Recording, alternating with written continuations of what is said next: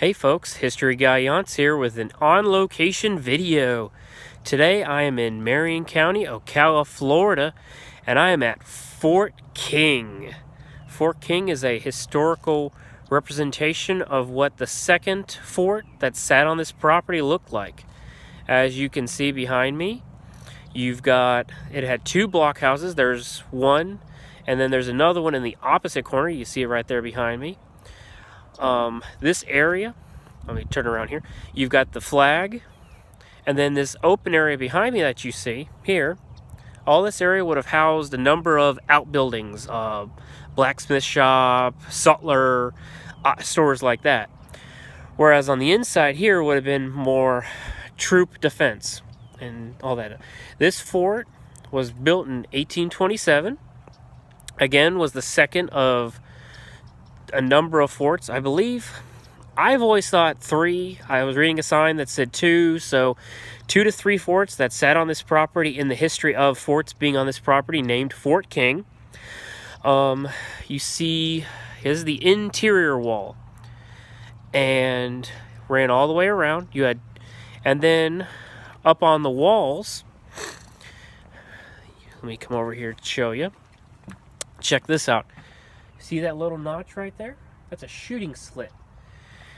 There were a number of slits around the wall, so the soldiers, while inside the fort defending, could shoot out, as well as the 2 blockhouses were to give an elevated observation position for the sentries.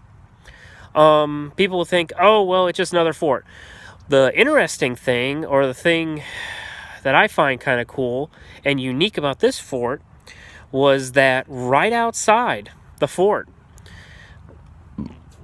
at the same time that the Dade Massacre down in Bushnell, Florida was occurring, outside the gates here, where I started, Wiley Thompson, the Indian agent for the area, as well as several other individuals, were ambushed by Seminole Indians and were killed.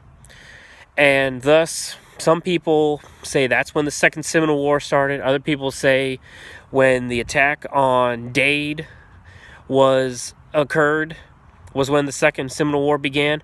It's kind of goes hand in hand. So this is just a cool place. I mean, a lot of people don't realize this is here.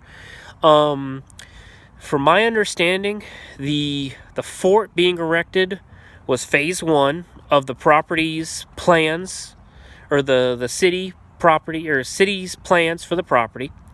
Phase 2 is they're going to start erecting the outer buildings along with some Seminole chickees, their traditional Seminole Indian home. And then phase 3 is they're going to be revamping the already really unique museum that they have here on the property.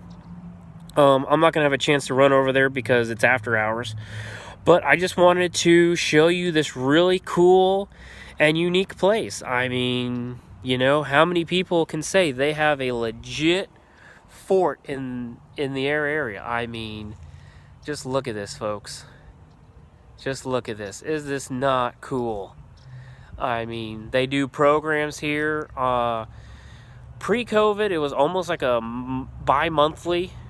Right now, it's every couple months. I think they're doing a program here. And then every December, they do a small interpretive living history recreation of the shooting of Wiley Thompson, the Indian agent, as well as the other individuals that were caught in the crossfire as well. An interesting thing is outside this gate, maybe about 300 yards or so, is the location of the Fort King Cemetery, where a number of individuals were buried that passed here at Fort King, as well as civilians and military. So it's just a really cool place. I want to keep encouraging people to please get out there, check out these historical places. They're going away faster than you believe. I was visiting a number of historical places Saturday on my way home from Palatka, and it made me feel good that I saw that there was a couple historical buildings in Florida that were under refurbishment. So they're bringing new life into these old historical buildings. I mean, these buildings and these historical sites are everywhere. We need to get out there. We need to support the agencies taking care of these buildings. We need to be out there supporting the facilities themselves. A lot of these historical places are not government funded. And there's a number of these historical places that are privately owned, privately funded. And it's just, we need to get out there. We need to show our support for these places. If not, we're going to lose them. And when we lose them, there's a good chance we're never going to get them back. So support local. Get out there. Have some adventures. Give me some feedback. Give me some, if there's a place I